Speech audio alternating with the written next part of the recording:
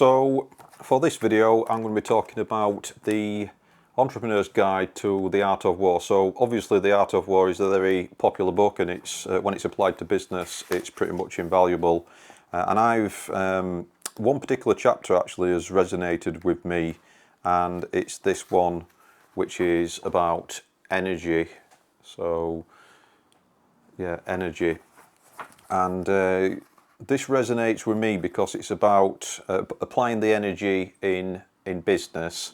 And when you're putting inputs in, you've got to get that momentum going, keep it going. It's a bit like starting a car. It takes a lot more energy to get the car moving, from 0 to 30. But once it's moving, then it's moving along, and it needs less energy. So what's interesting about this chapter as well is we're talking about size in business not really mattering in terms of how you actually run the business. So you can essentially, what this means for me is that as a small business you can run your business just like a large business would be run, but you can also, because you're more adaptable, amorphic in terms of structure, and less corporate, less bureaucracy and red tape, you should be able to make quicker decisions and execute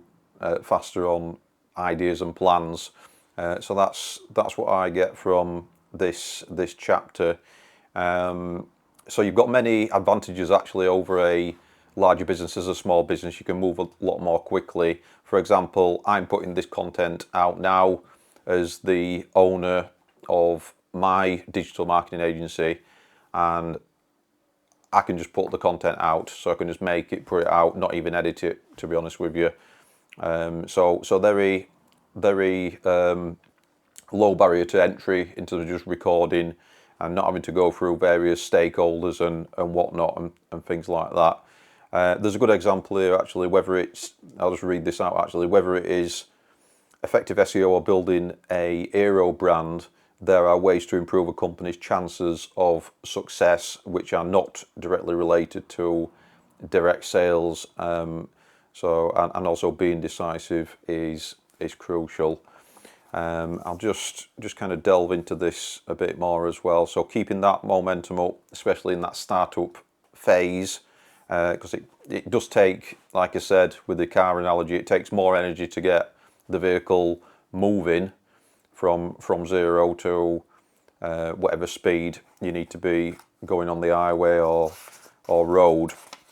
And there's a good quote here as well: get their permission to share their quote and celebrate this achievement by sharing broadly. Or it could be a commercial or impact milestone. Don't be shy to let everyone know. Drip feeding good news to all stakeholders is a great way to keep the wind in the sail. So it's a good way.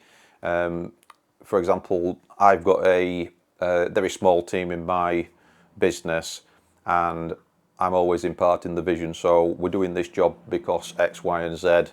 These are the KPIs we need to hit, and this is how you are making a real impact on the client's digital transformation journey. Whether we're running paid ads for them, editing videos, creating videos for them, running the social media, and other forms of digital marketing. We've got to get the messages and points across to our clients, and my job is to make sure that my team are aware of why we're doing it. Not just the how, but the why as well. So another one here. So keeping trying doors. And what we've got here is don't fuss over making the perfect decision, which really resonates with me. When you realise that if you have entered the wrong room, just choose a new door quickly. That resonates with me because when I read the book Ready, Fire, Aim, what I got from that is you would think that it would be Ready, Aim, Fire. So it's actually Ready, Fire, Aim. So have an idea, execute on it. You can do that more quickly. Most of the time as a small business, as long as you've got the funds, the capital to do it, and the resources. But if you do, it's better to start and then course correct along the way, rather than kind of getting analysis paralysis and not making a start at all. If we don't like the next room, just open another door sooner. So this is for me. What we've got here as well, each door gives us the opportunity to learn more and more. So we learn from, we've opened a door, nothing comes to fruition.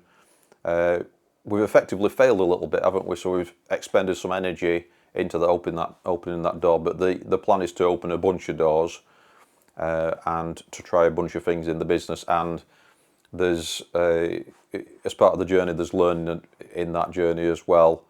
And then that all goes into the mixing pot. So learning comes from going through doors, not sitting rooted in one room.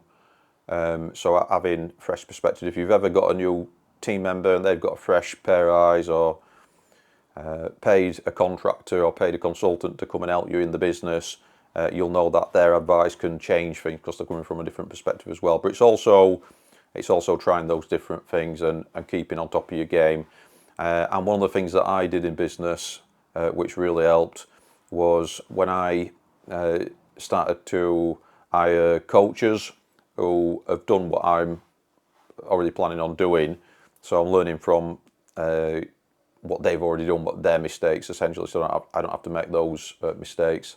So I'll leave you with this thought, right? We've got, don't dwell too much on your decisions. So it was the Roman scholar and statesman Marcus Tullius Cicero, I think I'm pronouncing that correctly, who said, more is lost by indecision than wrong decision. And in that spirit, it is crucial that, as well as being decisive, you do not let the fear of making the wrong decision hamper your progress. So actually taking action steps is what's really key in business, not trying to go for perfectionism or anything like that, just actually taking action and getting stuck in, just like I'm doing with this video.